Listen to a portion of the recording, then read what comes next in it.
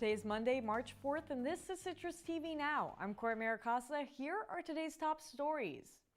This past Saturday, more than 200 people gathered at Clinton Square for a hands-off Rafah protest. This march was part of the global Shut It Down for Palestine demonstration, calling for an end to Israel's military occupation in Palestine. Syracuse organizations spoke at the event, including Syracuse's Jewish Voice for Peace and Veterans for Peace. Following the speakers, demonstrators marched from South Clinton Street to South Salina Street. A dozen of these protests commenced across the state this weekend. 154 people shaved their heads yesterday afternoon for the St. Baldrick's Foundation's annual charity event. Marking the 20th year of the event, the foundation raised $180,000.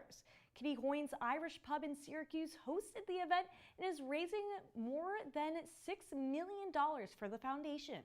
The pub is now the largest charity funder of children's cancer research grants. This week is the university's first African Student Union Week. The union encourages students to join them in daily events to embrace African culture and music. From 7 to 11 tonight, a Feeling Cozy Lock-In event will be held in Shine for competitive relay racing, tournaments, karaoke, and snacks. Students are encouraged to come dressed in cozy clothing, ready to relax before spring break. Syracuse Hillel, a Jewish organization for supporting SU students, is partnering with the CNY Food Bank for a student volunteering event. Volunteering will be held from 1:30 to 3:30 tomorrow. Students can count these hours towards their community service time. Students can also sign up on Hillel's Instagram page or website. The Food Bank of Central New York is a non-for-profit organization leading the effort to eliminate hunger in upstate New York. They partner with 360 community organizations, encouraging the greater New York community to aid those in need. Syracuse resident Jeanette Epps made history yesterday as a member of NASA's SpaceX Crew 8 astronaut team. They are taking over for Crew 7 on the International Space Station. Just moments after liftoff last night at the Kennedy Space Center, the Syracuse native thanked her hometown. She said, quote, "I also want to give a nod to Syracuse, who supported me through everything. And I am in a New York state of mind right now. It is amazing," end quote. Jeanette and the other crewmates are expected to reach the ISS early tomorrow morning. They will be working on the station for half a year. And coming up, a new breakfast restaurant has opened in Syracuse. Stay with us. Life doesn't always give you time to change the outcome. Prediabetes does. 1 in 3 adults has prediabetes, but with early diagnosis, prediabetes can be reversed.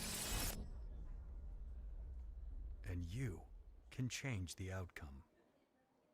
Take the 1-minute prediabetes risk test today. Go to doihaveprediabetes.org.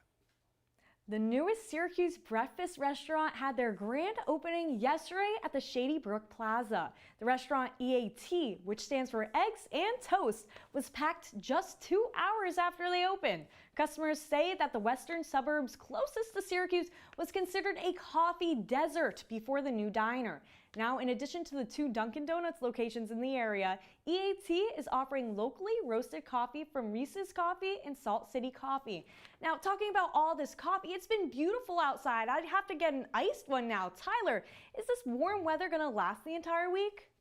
Well, that's the question of the week, Cora. We had some really beautiful, nice weather today with 69 degrees. The sun was out all day long and 8 to 10 mile an hour winds just kind of peppering us and keeping us nice and cool. But tonight, though, that weather is going to dip a little bit. It's going to be 45 degrees instead of the earlier 69. It's going to be a bit more cloudy, too, but that's not going to bother you too much. But I do recommend that you kind of turn that fan on when you go to bed tonight. Going out to our forecast throughout the rest of the week, though, you're going to see that the temperatures do kind of dip a little bit, and it begins to rain as well. And that's all I have for you guys tonight. Now, Cora, back to you.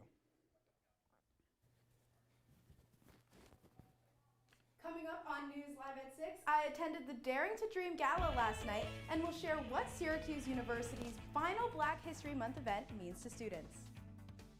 Well, that's all the time we have for you today on Citrus TV Now. For more of the latest, follow us at Citrus TV News on X and Instagram.